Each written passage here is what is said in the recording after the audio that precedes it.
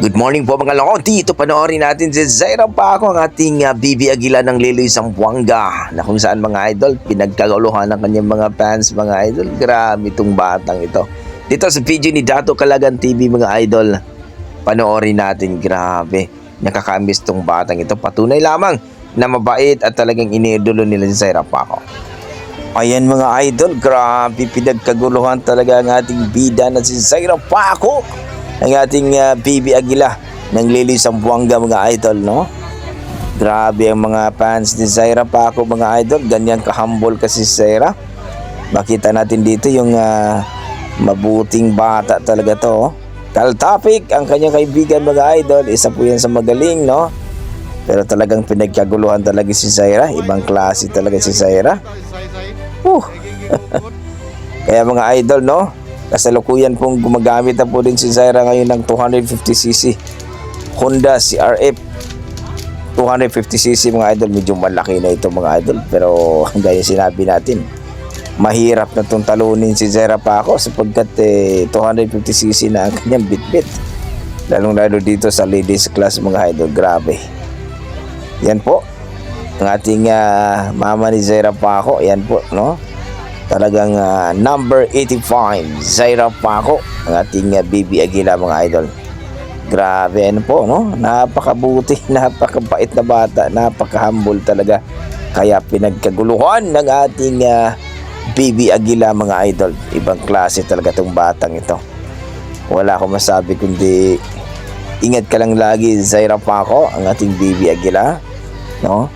At hopefully nga ito mga idol, no, na pagka mag-edad ito ng 15 or mga ganyan, nako, pwede na isali for international mga idol.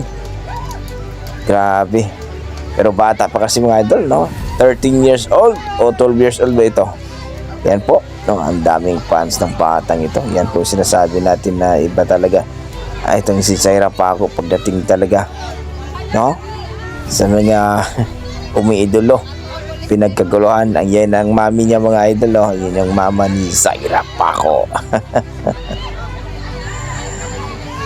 Grabe, Zaira Paco, ibang klase ka, no? 3 motor na po itong Zaira Paco, no? Mula sa 85, 150 at 250cc. Yan po, napaka gandang bata, no? Napaka simple pero halimaw pala pagdating sa race track mga idol. Yan ang sinasabi natin mga idol, no, na ibang klase ito ang batang ito. Supportan po natin ang YouTube channel at Facebook page ni Zaira Paco mga idol, at ang ating idol na si Dato Calagan TV na laging nandyan, no, na laging din na nagpapasaya. At yan po yung mga vlogger natin, supportan po natin mula kay Dato Calagan TV, Tingtulak PH, Uncle Bukol, at ni Auntie Moto Vlog, no, Pitik ni Juas, at lahat pa ng mga vlogger dyan mga idol. Grabe, napaka-amazing talaga itong batang ito. So yan po yung ano natin mga idol, itong si Zaira Paco. Inikot niya talaga ang kanyang mga fans mga idol. Grabe, ibang klase itong batang to, no, napakasimple lang pero iniidolo ng mga kabataan. At hoping lang po tayo, pray lang po tayo mga idol, na itong ating bida na hindi po maaksidente ng major, no. Na nakaraan po, naaksidente pa siya mga idol, pero bumangon lang at lumaban pa sa kids category at nanalo pa, nag-champion pa doon mga idol. So yun mga idol, nakita natin. So anong masasabi nyo sa ginagawa ni Zaira ngayon mga idol, na talagang napaka-buting bata at napaka-simple, napaka-humble, kaya iniidolo ng mga kabataan mga idol. Please comment down below mga idol kung nagustuhan nyo ang ating video.